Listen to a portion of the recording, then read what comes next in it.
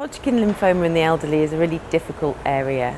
These patients do sadly quite badly and it's almost a different biological disease. They present differently, and because of some comorbidities often they find it more difficult to tolerate treatment.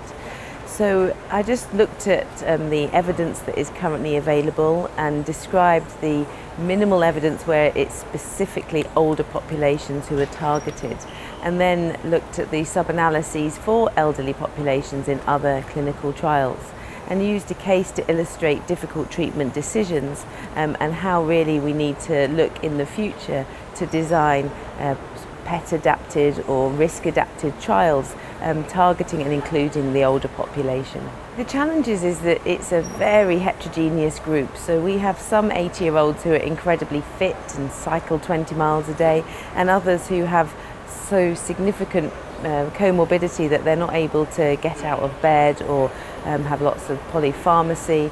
And so it's a big group variation, unlike 20-year-olds where most 20-year-olds are of the same biological fitness. So I think that we need to work out how we assess the fitness, so geriatric assessment tools, comorbidity scoring, which again, different scores are used within different trials, so we can't compare across trials often because they're different patient groups. So the fitness and assessing fitness is one area that's important. And then the other area really is tolerability of treatment.